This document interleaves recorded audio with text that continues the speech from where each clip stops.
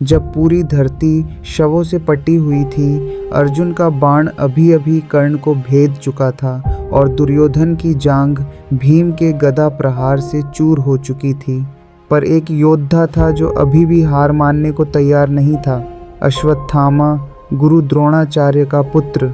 उस रात घनघोर अंधकार के बीच अश्वत्थामा एक पराजित परंतु पागल क्रोध से भरा हुआ ब्रह्मर्षि बन चुका था। दुर्योधन ने अंतिम सांसों में उससे कहा, मेरे मित्र, मेरे भाइयों का बदला लो। वही रात बन गई इतिहास की सबसे भयावह रात। अश्वत्थामा ने क्रोध में आकर ब्रह्मास्त्र की शक्ति से घिरा हुआ एक दिव्य रत्न अपने मस्तक में जागृत किया। वो सीधा चला गया पांडवों के शिविर की ओर, पर पांडव वहां नहीं थे। वहां सो रहे थे द्रौपदी के 5 पुत्र। नींद में सोए हुए उन 5 उपपांडवों का निर्दय वध कर दिया अश्वत्थामा ने।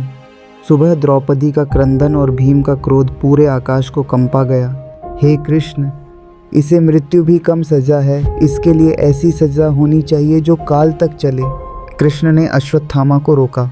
जब अश्वत्थामा ने ब्रह्मास्त्र छोड़ दिया, अभिमन्यु की पत्नी उत्तरा के गर्भ में पल रहे शिशु पर वो विनाशकारी अस्त्र गिरा, परंतु कृष्ण ने उसे पुनर्जीवित किया। यही बना परीक्षित। फिर कृष्ण ने अश्वत्थामा से रत्न छीनकर उसे शाप दिया, तू हजारों वर्षों तक जीवित रहेगा, न मर पाएगा न जी पाएगा। तुझे कोई अपनाएगा नहीं, तेरा शरीर सड़ेगा पर तू बचेगा, तेरा दर्द ही तेरा जीवन होगा।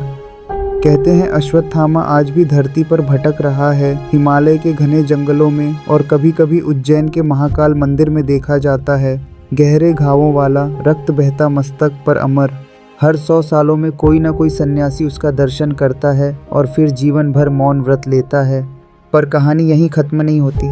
2025 में कुछ तांत्रिकों और वैज्ञानिकों की एक टीम ने हिमालय में एक गुफा पाई। अंदर लिखा था, मैं अश्वत्थामा हूँ, काल से परे। ना समय मुझे छू सका, ना मृत्यु मुझे पा सकी। मैं अंतिम युग का प्रहरी हूँ और जब कलयुग अपने चरम पर होगा तब मैं फिर से लौटूंगा। क्या अश्वत्थामा ही अगला कल्कि है? क्या ब्रह्मास्त्र फिर से जागेगा? क्या ये सिर्फ कहानी है या आने वाले भविष्य की चेतावनी? अगर ये कहानी पसंद आई तो बताओ, अगली बार मैं लाऊंगा श्री कृष्ण और समय यात्रा की गुप्त कथा।